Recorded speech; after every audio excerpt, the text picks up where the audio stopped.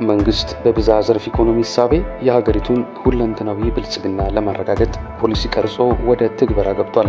በዚህም የብዝሃ ዘርፍ ኢኮኖሚ ውስጥ ዋነኛ ተዋናዮቹ ወጣቶች ናቸው።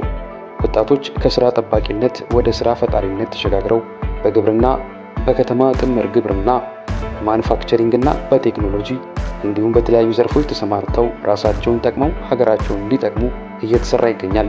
ይህ ስትራቴጂ ወደ ክልሎችም ወርዶ ክልሎች ያላቸውን ጸጋ በመለየት ለስራ ዕድል ፈጠራ እንዲያውሉት ይፈልጋል። የማዕከላዊ ኢትዮጵያ ክልል የምስራቅ ጉራጌ ዞን ይህን እሳቤ ተከትሎ በዞኑ ያሉትን ጸጋዎች በመለየት ለስራ ዕድል ፈጠራ እየተጠቀመበትም ይገኛል። ከስራ ዕድል ፈጠራ አንጻር እኛ ስራ የሚያጣ ትውልድ መኖር የለበትም። ስራ ፈት ሊኖር ይችላል፣ ስራ አጥ መኖር የለበትም። ስራ እያለ የስራ ዕድል እያለ ስራ ማይፈልግ ሰው ሊኖር ይችላል። እሱ የአመለካከት ግንባታ ሰርተን ወደ ስራ ማሰማራት ያስፈልጋል። በተለይ አንዱ የስራ ዕድል ፈጠራ ፖቴንሻላችን ግብርና ነው። አብዛኛው ወይም ከ50% ያላነሰው ስራ ዕድል የተፈጠረው በግብርና ዘርፍ ነው። ወጣቶቻችን በግብርና ዘርፍ አሰማርተን የተመረቁ ነው። ጭቃ አይነካኝም፣ ዋይት ኮላር ሆናለሁ የሚል ልምምድ ነበረ። ግን ከቅርብ ጊዜ ወዲህ በተለይ ብልጽግና ከመጣ በኋላ ከለውጥ መንግስት በኋላ አጠቃላይ ስራ ባህላችን ስለተቀየረ ወጣቱም አመራሩም ተመራቂም ሁሉም ማሳ ነው ያለው። በዞኑ በተለይ በግብርናና በማኑፋክቸሪንግ ዘርፍ በርካታ የስራ ዕድሎች መፍጠር ተችሏል። ለአብነት ያህል በከተማ የንብ ማነብ መስክ የተሰማሩ ወጣቶች ከአንድ ዓመት ባልዘለለ ጊዜ ውስጥ ህይወታቸውን መቀየር የሚያስችል ስራዎችን መስራት የቻሉበት ሂደት ተጠቃሽ ነው። የተመሰረተው 2017 ነው። ስራ ስንጀምር 20 ቀፎ ላይ ነበር ስራ የጀመርነው። አሁን ወደ 1000 ዘመናዊ ቀፎ አለን። ምርታችን እስካሁን 5 ኪሎ ግራም ማር አምርተናል። አሁን እስካሁን አልቆረጥንም። አሁን በዚህኛው ዙር ስንቆርጥ ሌላ 5 ይኖረናል ብለን እናስባለን። ለገበያ ነው፣ ለማዕከላዊ ገበያ ነው የምናቀርበው። ፓክ አድርገን ፓክ አድርገን ነው የምናቀርበው። ካፒታላችን ስንጀምር 100,000 ብር ነበረ። አሁን ከ10 ሚሊዮን ብር በላይ ነው እና ህይወታችንም በዚህ ነው እየመራን ያለ ነው። ተጠቃሚም ሆነናል። በሚሰሩት ስራ ሁሉ ዞኑ ያላሰለሰ ድጋፍና ክትትል እያደረገም ይገኛል።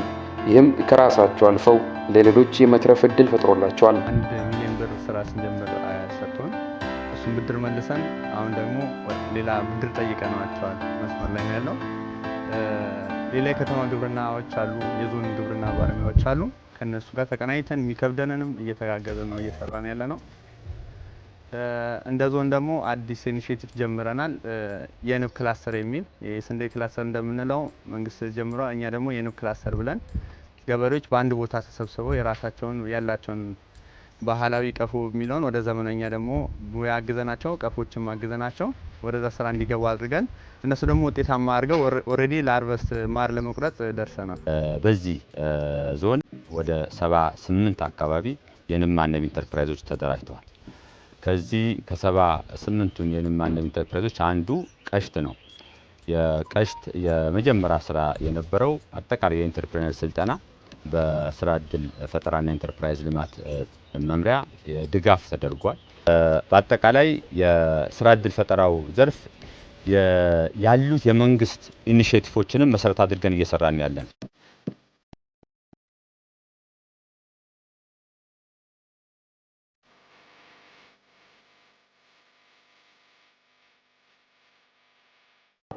ሌላው በዞኑ የማኑፋክቸሪንግ ዘርፍ በስራ ዕድል ፈጠራው ትልቅ ሚና እየተጫወተ ነው። ዘርፉ በባህሪው ለየት ያለ በመሆኑ ከፍተኛ ድጋፍና ክትትል እየተደረገለት ወደ ውጤታማነትም እየመጣ ነው። ይሄ ማኑፋክቸሪንግ ራሱ የቻለ ዘርፍ ያለው ነው። በዚህ 7 ንዑስ ዘርፎች ያሉት ነው ማኑፋክቸሪንግ። ይሄ ማኑፋክቸሪንግ እውቀት ይፈልጋል፣ ቴክኖሎጂ ይፈልጋል፣ ገንዘብ ይፈልጋል። ኢዚሊ ሃርቨስት የምናደርገው ስለ እንደ ግብርና አይደለም፣ እንደ ሌሎች ሶስቱ እንደ ሁለቱ ዘርፍ አይደለም ይሄ።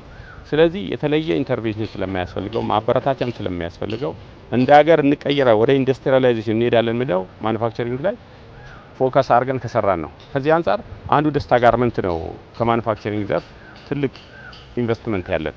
መንግስት እንደ ሀገር ካስቀመጣቸው ስትራቴጂዎች አንዱ የሆነው ኢንዱስትሪዎችን ማስፋፋት፣ የደከሙትን ማቅናት፣ መደገፍና ወደ ምርታማነት መመለስ አንዱ ነው።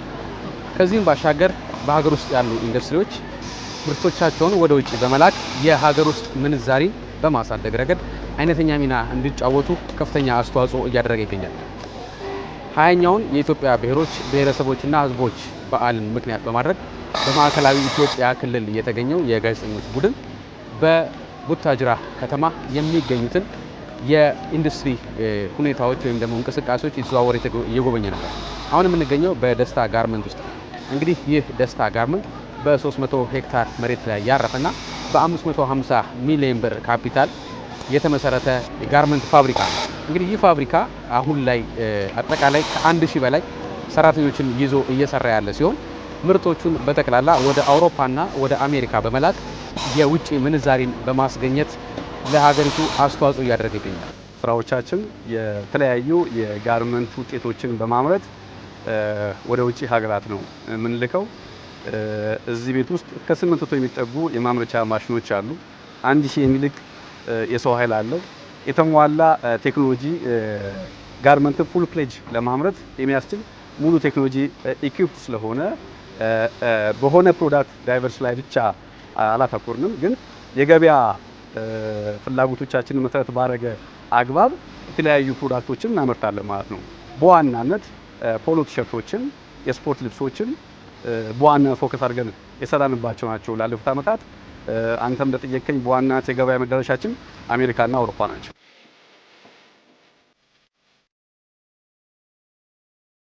ለማህበረሰቡ ያው ብዙ የስራ ድርሻ ፈጥሯል ብዬ ነው ያስበው። የተለያዩ ሰዎች ከዩኒቨርሲቲ ማለትም ከዚህ ጋር ከስራው ጋር የተገናኘ ፊልድ የተማሩ ሰዎች ብዙ የስራ እንትን ፈጥሯል። ብቻ የዚህ አካባቢ አይደለም ከሌላ ቦታ የመጡ አሉ፣ ከሌላ ከተማ የመጡ አሉ። ለነሱም ጥሩ የስራ እድል ፈጥሯል። ይህ ድርጅት በመከፈቱ እኔ ብቻ ማር ለምጠቀመው ማህበረሰቡም ብዙ ጥቅም አለው። በመጀመሪያ ደረጃ እኔ ምን ተጠቀምኩኝ የሚለውን እዚህ ድርጅት ውስጥ ስሰራ ከተለያየ ባህሪ ካላቸው ሰዎች ጋር ነው የምሰራው።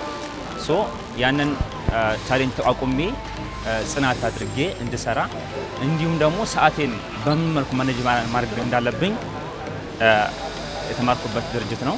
ከጨርቅ ጋር የተገናኘው ያው እኛ ቴክስታይል አልጀመረም፣ ጋርመንት ነው ለጊዜው።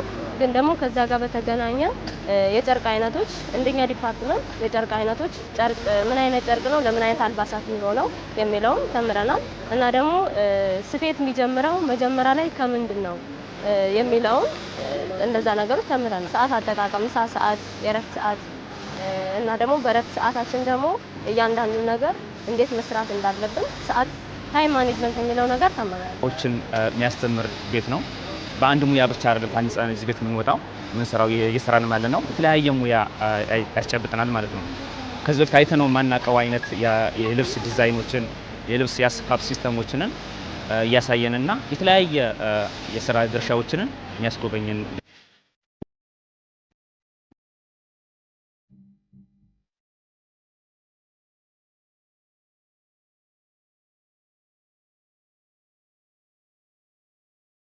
የመሰረተ ልማት አቅርቦቶች የኃይል አቅርቦቶች በስርዓቱ እንደ ቡታጅራ ከተማ በጣም በተሻለ መንገድ የኃይልን ሳንቸገር ብናገኝበት ነው።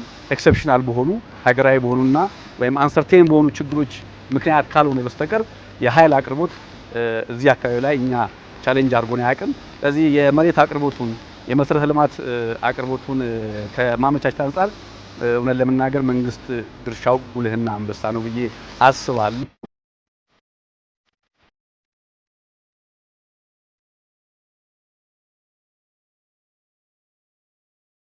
ኢምፖርታችን ሰብስቲት ያደርጋል፣ ኤክስፖርታችን ከፍ የሚያደርግ ሌላው ኤፍዲአይም ነው፣ ፎሪን ዳይሬክት ኢንቨስትመንት ማካል ነው። በአጠቃላይ ኢትዮጵያ የጀመረቻቸው ነገሮች ወደ ተሻለ ደረጃ ለማድረስ አመለካች ነገሮች እንደ ዞናችን አሉ ማለት ነው። በማዕከላዊ ኢትዮጵያ ክልል ምስራቅ ጉራጌ ዞን እየተሰሩ ያሉ የብዝሃ ዘርፍ ስራዎች ክልሉ ብሎም ዞኑ ገና ያልተነኩ እምቅ አቅሞች እንዳሉት የሚያመላክቱ ናቸው። የተጀመሩ ስራዎች እየጎለበቱ ለዞኑ ለክልሉ ብሎም እንደ ሀገር የጀመርናቸውን የማንሰራራት ጉዞ እውን እንዲያደርጉ ከፍተኛ ርብርብ ይጠይቃል።